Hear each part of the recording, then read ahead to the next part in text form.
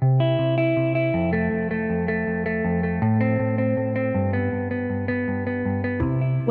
to the Microdosing for Healing podcast. I'm your host, Casey Garrett, and together we'll be discovering and learning from inspiring voices of healers, medicine keepers, and visionaries.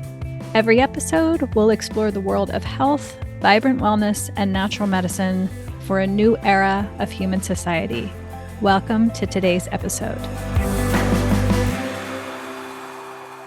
Hello, everyone. Welcome to our Medicine Keeper series. I am really excited today to be joined by Lana Pribic to talk all about Kanna.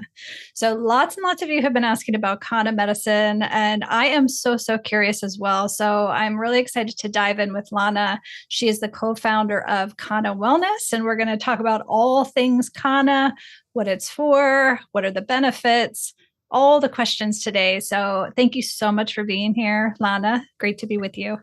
Thanks so much for having me. I'm so excited to share with your wonderful community today. Thank you.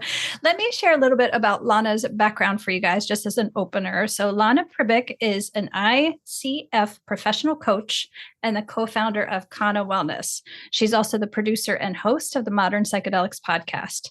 With over 230 hours of professional training and 4 coaching certifications, Lana specializes in psychedelically informed coaching, guiding individuals through profound inner transformation. Based in Ontario, she merges the power of psychedelics, consciousness, and self-discovery to facilitate deeply impactful experiences. When she's not immersed in her work, you can likely find her dancing to electronic beats, creating art in the kitchen, practicing patience with her cat, curating her dream wardrobe, or diving into a book. Awesome. Thank you. Gotta love that bio. Thank you. Love it. So tell us, first of all and foremost, for people who have never heard of Kanna before, what is Kanna and where does it come from? Of course. So Kanna is a beautiful succulent it's actually a crawling succulent. So if you can imagine kind of the desert floor, it's this crawling succulent that grows in they actually call it the Kanna land region in South Africa. So just knowing that, right, you can see that it comes from such a special place, right? From the cradle of civilization, many believe. And South Africa is just such a special country right at the southern tip of, the earth. So I think that just paints such a beautiful picture of how special this plant is. So Kanna is, like I said, a succulent, and it actually produces these flowers. And when you look at a flower, right, what happens? It's so beautiful that your heart opens up. It makes you feel happy. It makes you feel uplifted. And Kanna actually works in that exact same way. So Kanna is most notably known as a heart opener or an empathogen, similar to MDMA. And what that means is that it's a heart opener, not literally, but, metaphorically, it helps us access compassion, empathy, connection with others, yes, but also with ourselves. And so because of these qualities of it, it's a perfect plant ally, plant medicine. It's technically a supplement that is suitable for personal work and, productivity and just being the best version of yourself, but also for social situations and connecting with other people. And also, ceremonially, it can be used. And so it's very versatile. And I'm going to stop there and see if you have any questions from there, because I could go on forever. I do. Given that you're in Canada, I always love hearing about how the medicine found you. It's always such a powerful part of people's stories. So yeah, I'd love for you to share how it found you and how and why did it inspire you to make a whole company around it? Yeah. So as the host of the Modern Psychedelics Podcast for the past 4 years, I have had the privilege of just being exposed to so much out there, right? as you also know, Casey, like there's a lot of amazing people in this world who know a lot about really cool plants and medicines and substances. And so Kanna is a plant that kind of trickled into my consciousness, I would say 3 or 4 years ago. And to be honest with you, at first, it was something that I was kind of like, it's not as sexy, it's not as cool, like whatever. I wasn't that into it. And I don't know, when you hear about things more and more, it's kind of like marketing, right? Like it takes like 8 times to see a product online to actually purchase it, right? It kind of just drew me in. And the more I heard about it, the more that my attention was piqued. And so I was actually introduced to it by a friend of mine who Janelle. I'm sure we have that mutual connection, right? And her and I did like a microdosing protocol with Kanna together. And I just felt how effective gentle medicine can be. This was a time in my life where I was doing big work with psychedelics, ayahuasca, and I think I had done iboga. Yes, I had done iboga after that. So I was like deep in like, like the big, sexy psychedelics. And what I really appreciated about Kanna was just how gentle it was. It slowly started teaching me about the gentle touch, the gentle way. And I really appreciated that it was something that was that daily ally in between ceremonies, in between big experiences. And so I did a 5-MeO DMT retreat that was dysregulating in a lot of ways. Anyone who's listening who has had a full release on 5-MeO knows that it can be quite jarring to go back to life after such a huge energetic and spiritual opening. And, functioning in the day to day was something that was a challenge. And I was like, oh, yeah, Kanna. And I actually really started to connect with Kanna after 5-MeO. It was a really grounding, gentle, just subtle upliftment and grounding energy that I needed at that time. And that was like when I was really like, oh, I get it. I love this. And then I introduced my mom to Kanna. My mom is 65 years old, old school European woman. I somehow was able to drag her to an ayahuasca ceremony at one point. um, I introduced my mom to it and she also fell in love with it. She is like high functioning, highly anxious, probably has ADHD, typical immigrant experience of a woman. And she had been dabbling with psilocybin microdosing, which I know you and your community love. And that was really helpful for her. But when she found Kanna, it was such an unlock for her. Like she completely switched over from mushrooms to Kanna. She was like, oh my God, I love this. Her like catchphrase when it comes to Kanna is it helps me to organize my mind.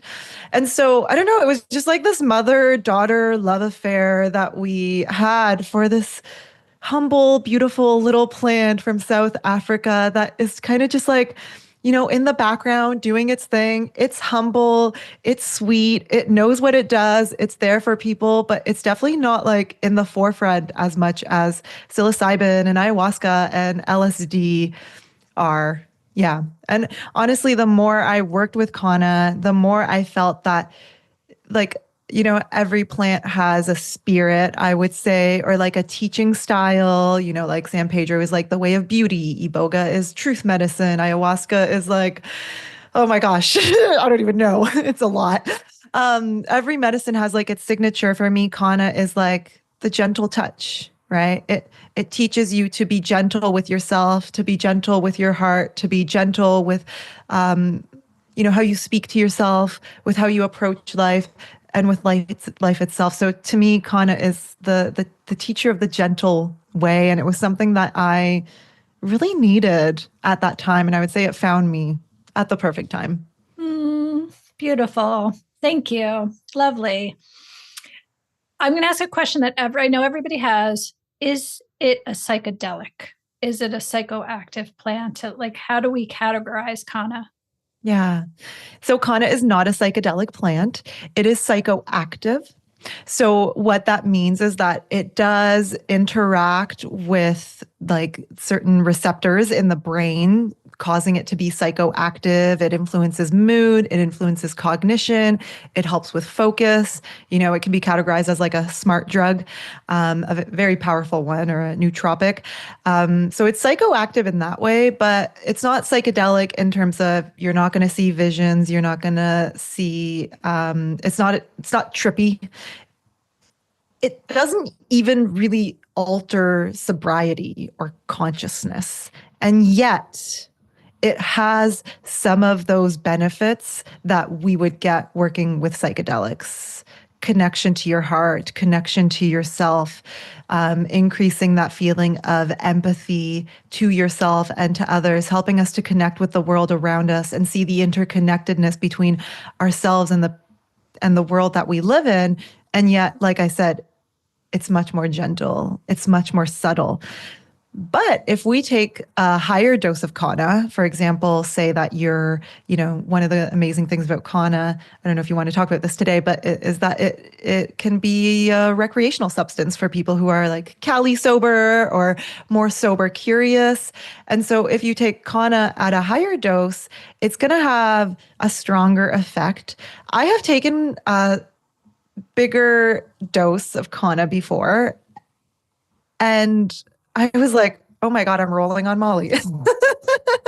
Like, it can really feel euphoric and uplifted and like really lift you up, but without like altering your consciousness or being uncomfortable for some people, in the sense that you're not going to see anything that isn't there. Wonderful. Well, you just answered my next question that we actually had from our community is a lot of people, when they start mushroom practice, they stop drinking alcohol and they find they don't miss the alcohol at all, but they miss the experience of alcohol socially.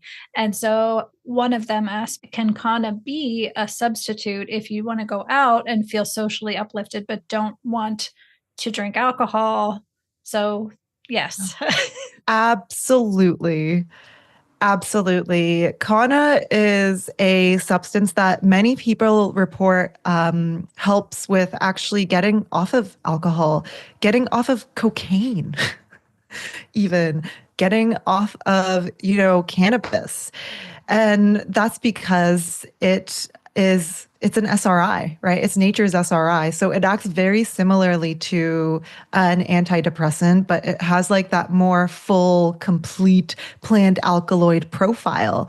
And so it's going to uplift mood. It's going to give you energy. It's going to make you feel good. And when you feel good with Kanna, you don't necessarily even want anything else. Kanna is non-addictive and it's non-toxic, which makes it an amazing recreational option for folks who, like myself, love to rave, love to go to festivals, love to go out dancing, love to stay up till 5 a.m. every once in a while and dance, because that is therapy in a way that is a therapeutic experience that nothing else can deliver, right? So for all the people who are listening who are curious about Kanna in that way, absolutely, it's an amazing option. You just want to be careful with, dose. You don't want to overdo it on Kanna, because like the one risk that Kanna has that is serious is serotonin syndrome, similar to MDMA. If you overdo it, you are at risk of serotonin syndrome, and we don't want to be mixing Kanna with SSRIs or MAOIs or anything that also increases serotonin. But, other than that, Kanna is really safe. And in fact, it's been studied for like 50, 100 years. It has an established safety profile. For most people, Kanna is incredibly safe. Like I said, it's non-addicting. I do events with my mom in Toronto, and we have like a Kanna bump booth, which is really fun. And it gives people an opportunity to experience Kanna in real time in a more like social party setting. And people will come back and they'll be like, wow, cool. I wasn't expecting that. And, I never have someone come back being like, oh my God, I need more now. It's not addicting in that way. It has this like self-regulating quality to it. I think that's because it is an adaptogen. So it teaches your body to respond to stress over time, to stressors over time. And actually, the more you work with Kanna, the less you need it. It's Mhm. amazing. If you can't tell, I really love this plant. Little bit, little bit. Yeah. I know another popular question from our community is going to be, can you microdose mushrooms and work with Kanna at the same time? Or is because they're both working on the same serotonin receptor, is that complicate things? What is your take on that? Yeah, so in a microdosing sense, absolutely, kanna and mushrooms can be combined. Even in a higher dose journey, there's practitioners out there who are combining mushrooms with kanna in a higher dose capacity. And I actually haven't tried that myself, but word on the street is that it's completely its own thing. Like it's not mushrooms, it's not kanna, it's its own thing. For people who are just getting started with Kanna and are interested in introducing it into their mushroom microdosing protocol, what I would actually suggest is stopping the mushrooms for a little while to connect with the energy of Kanna, to really get a sense of what it's like, what the effect is like, how it works on you. And then when you have a sense of what Kanna is like on its own, then you can kind of combine. And I would say, like, even very intuitively, because I'm assuming a lot of people in your community are probably practicing intuitive dosing and that you're guiding them to find their sweet spot and to listen to what their body needs and find that dose that works for them. I would say with Kanna, it's very, very similar. There's like a recommended dose to start with. But I think once you establish that relationship with Kanna and understand your dose, you'll have an intuitive sense around how to combine the two so that you can experience both at once. So yes, absolutely safe. Absolutely a great combination actually that people love to do. It's also great with like LSD. The only thing we kind of want to be careful about, and the thing about Kanna is that there's really not that much information about like its half-life and what it's safe to combine with and all of that. So, just like where we were, 20 years ago with citizen science and Jim Fadiman leading the citizen science around mushrooms, like we're there with Kanna right now, right? And so we're citizen scientists out there kind of trying things out in a safe way, right? Not overdoing things, not pushing it, but the only combination that I'm unsure of is Kanna and MDMA. And there are practitioners and facilitators out there that I know of that are actually serving MDMA and Kanna, but MDMA in a lower dose. And the Kanna kind of like replaces some of that MDMA. And they seem to say that it's completely safe. Some people would say that it's not a safe combination. So that's the only one that I would proceed with caution. And if you're taking MDMA and Kanna, definitely reduce that Mhm. MDMA amount. That makes sense. Yeah. I had a feeling you were going to say that because based on your description, they sound so similar in effect that you wouldn't necessarily need both. And my understanding is that Kanna is a lot more gentle on the body than Mhm. MDMA and high Yeah. doses can be. Yeah, Yeah. lovely. Yeah, it's not going to have that amphetamine like experience. So it's a more grounded, less jittery. Do you know what I mean when I say like grounded energy? You're energized, you're sharp, but you're also like so grounded and so solid within yourself that the energy boost doesn't feel like you're experiencing it out of your body, if Mm-hmm. that makes sense. Yeah. Total. Yeah. Yeah. And sorry, the other one that we want to be careful with is ayahuasca and Kanna. That's a no-go. Iboga and Kanna is also a no-go if anyone's considering working with Kanna before a ceremony or a bigger experience. Great. Great to know. For all the people you've worked with Kanna, other than the social uptick, what are some of the reasons that people come to Kanna? Mhm. I would say the main one is honestly symptoms of anxiety and depression and dealing with that and managing that.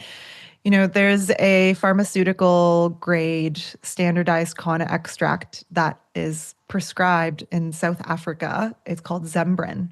This is a Hmm. pharmaceutical Kanna product that they actually are prescribing for these things, for these conditions.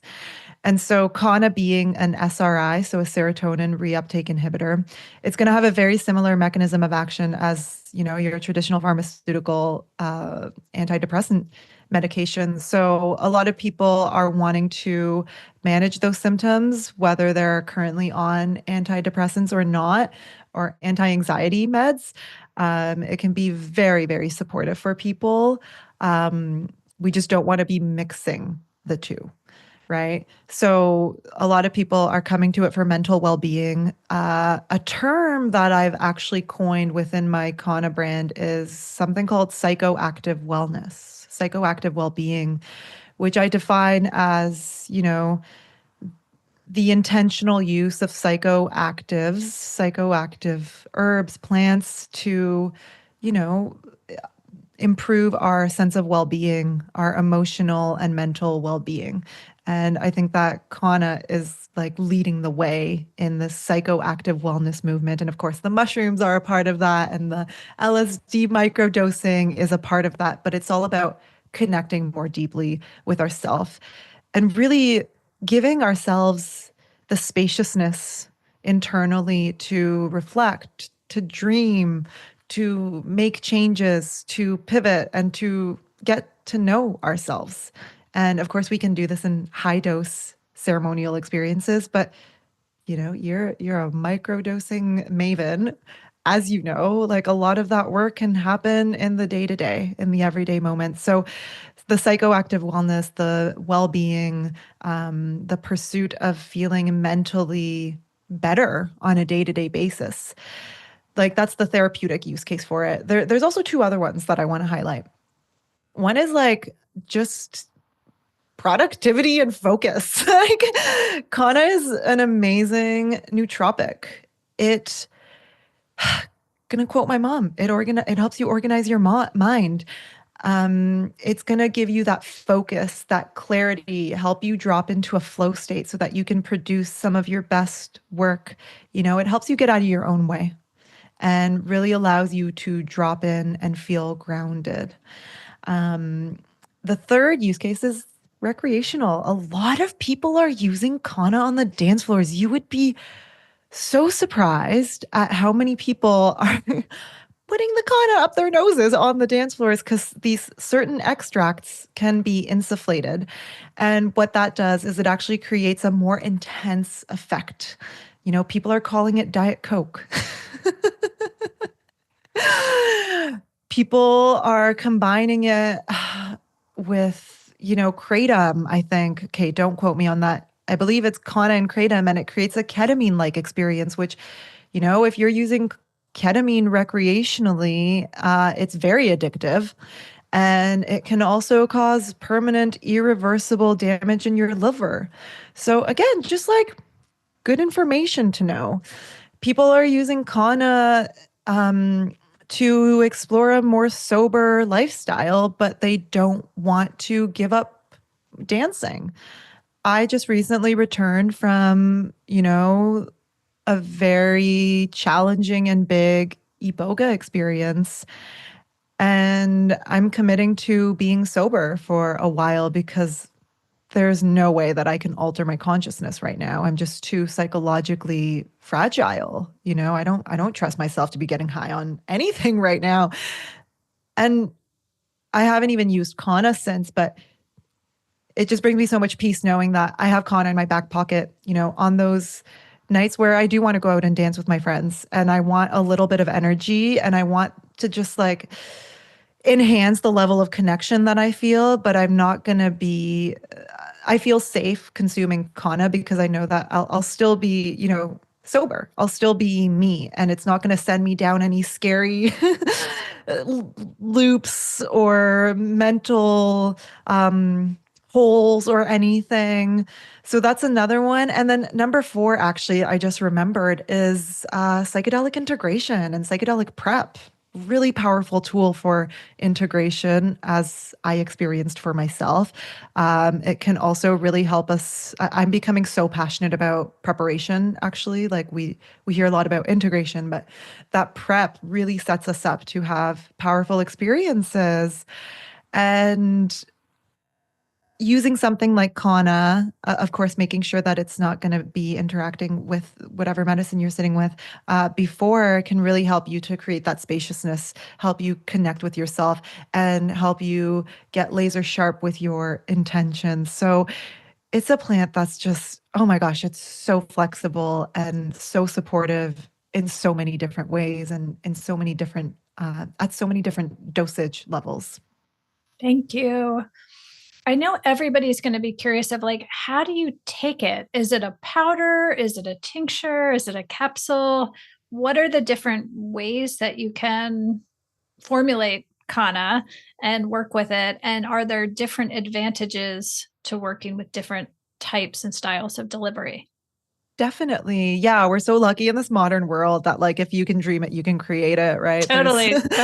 There's so many different ways to consume Kanna. The traditional way would be to, oh gosh, I can't even tell you about this process because it's quite complicated, but they would take the actual Kanna succulent, dry it out in the sun, and then either chew it or roll it. They would like roll it into a smokable form. That's kind of like the raw dog traditional way of consuming the whole plant.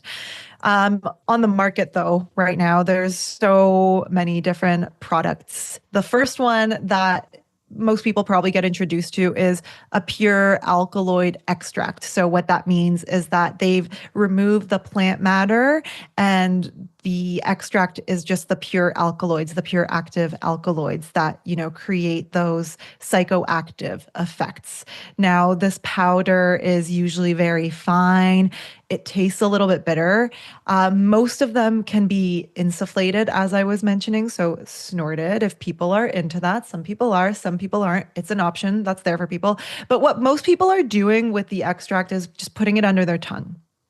Putting it under their tongue. It's a little bitter, but that's kind of like that day-to-day use that is for most people. There's also, Kanna tinctures. And a tincture is going to be just a more, what's the word I'm looking for? Like a more dissolved version of Kanna, whereas Kanna drops, which I think only myself and one other vendor in the States carry, is a very, very, very pure concentrated oil of Kanna, where like literally one drop is a dose, whereas a tincture would be like a full dropper and it might have some other botanicals in it.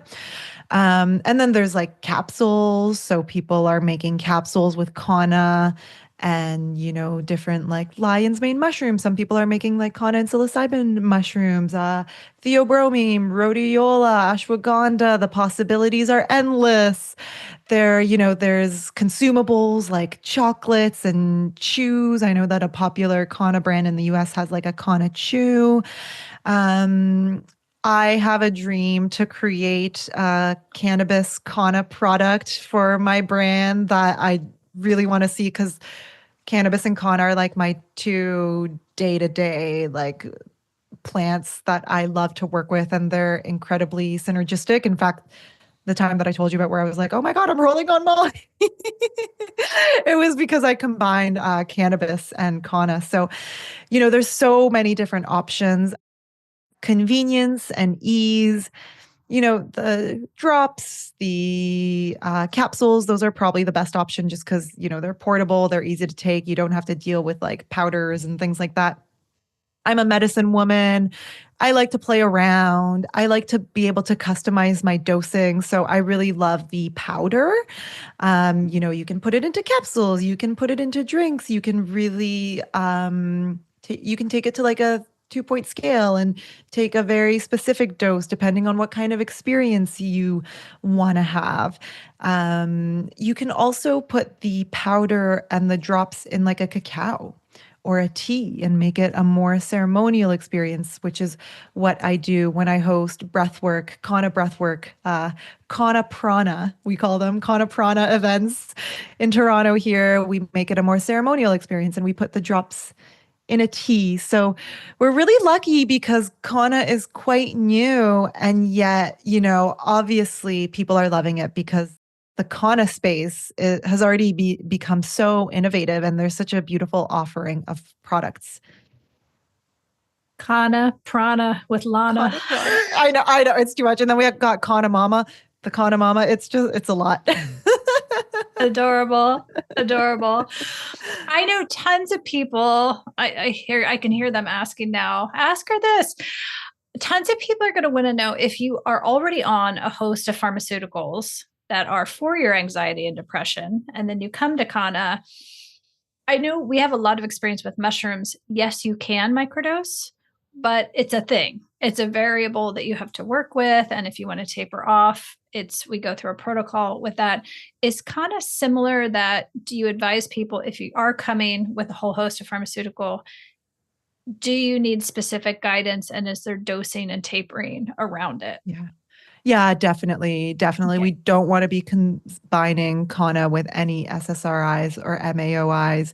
That's absolutely a red flag. We don't want to be doing that. The thing about Kanna that where Kanna differentiates from something like psilocybin or LSD, where people are wanting to taper and switch to those microdosing protocols, is that Kanna is well researched. There's tons of research papers and studies out there on Kanna. And so speaking to your doctor about getting off of pharmaceutical SSRIs, for example, and switching to Kanna is not going to be that hard because, first of all, it's legal. Second of all, it's well researched. And so it's going to be a much easier transition if people want to go the traditional way of speaking to their doctor.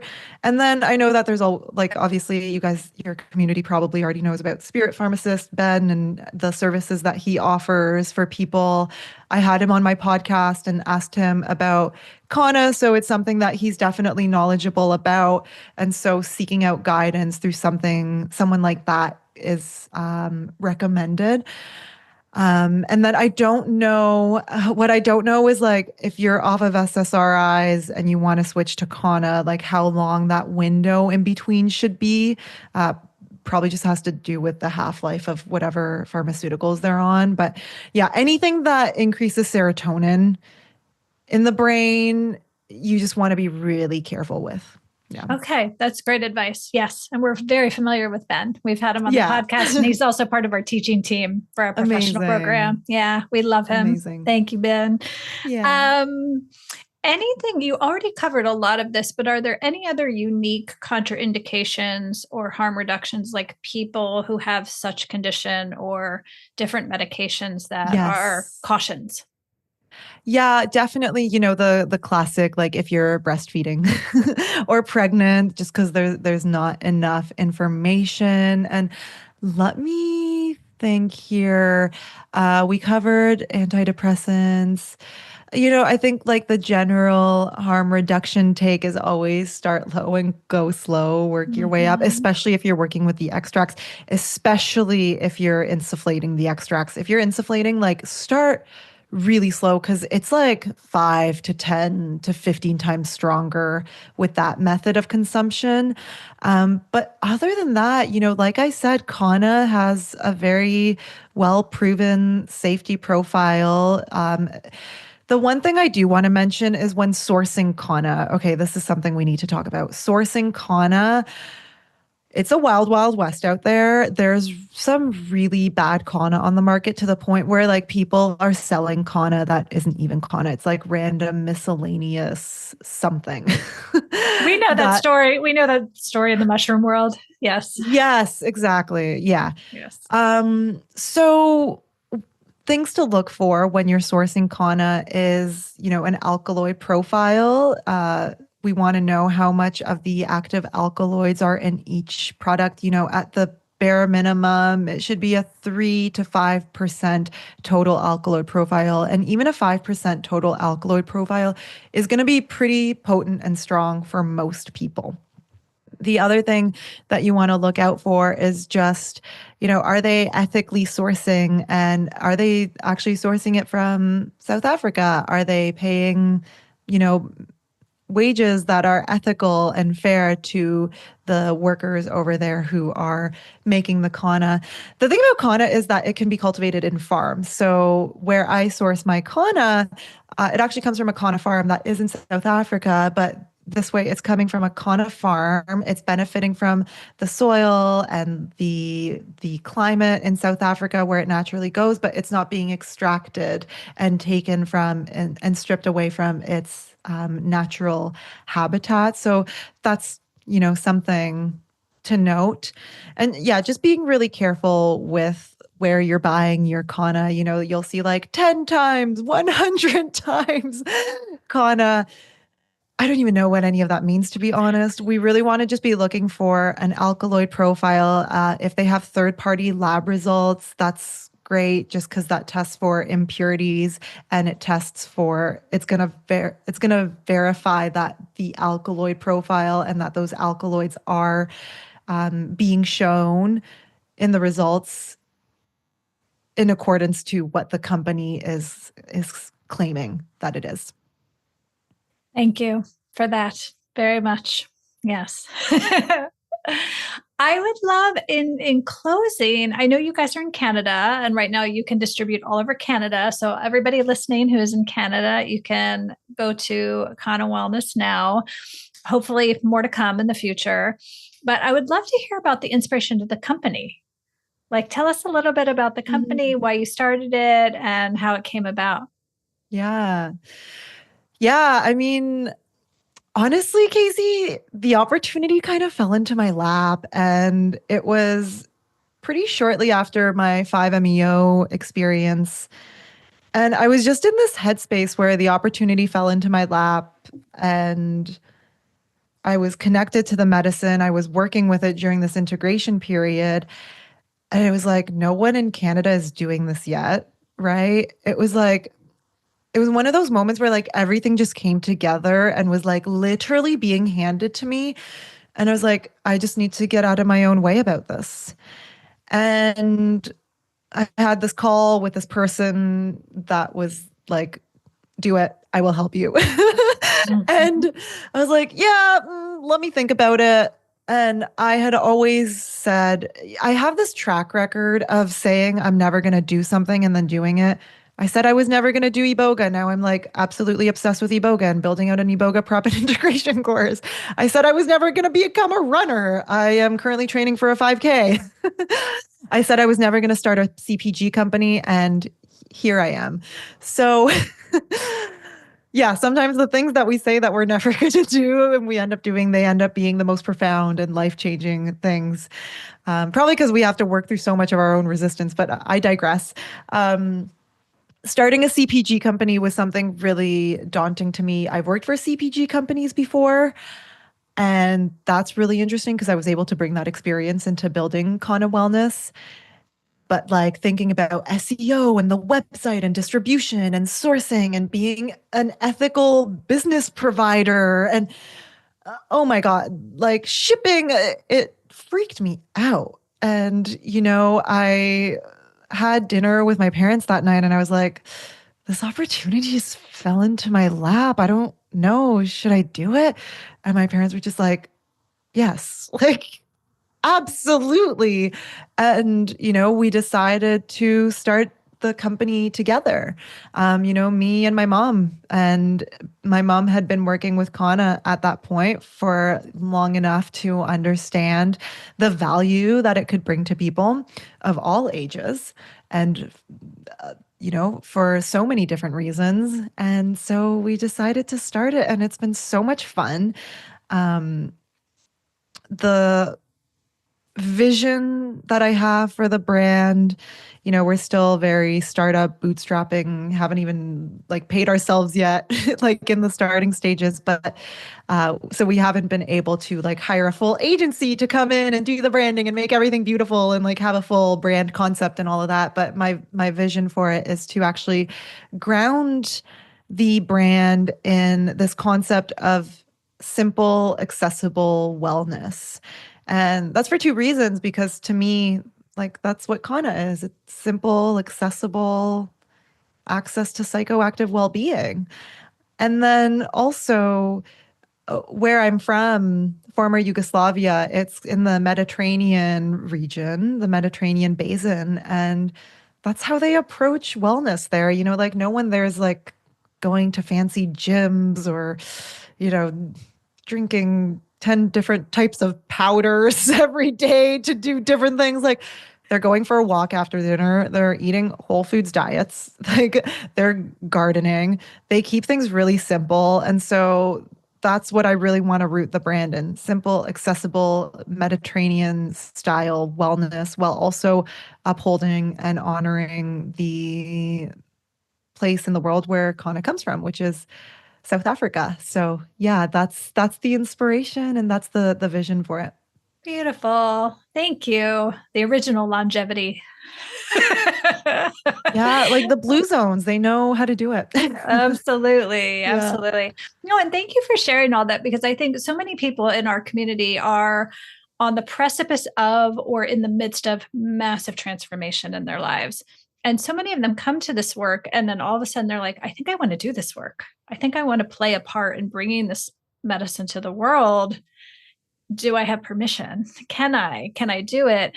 So thank you for sharing that, because you never lose the fear. Like the whole time you're doing it, you're like, I don't know. Yeah, there's doubts and fears along the way, but bootstrapping it, let me tell you. Like it's stretchy. It's stretchy. But that's part of the medicine, right? It's part of the process. And so thank you for sharing that, because I think it lends courage to people who think it looks so easy and effortless on the outside. And to hear the behind the scenes that, yes, if you do hear the call from these medicines to offer yourself in service to this work, yes, follow it. Yeah. Follow it. Get out of your own way. Yeah. Beautiful. Is there anything else you'd love to share with us in terms of your social, where to find you, how to follow your work, or anything else you'd love to share about Kanna or anything else? Yeah, sure.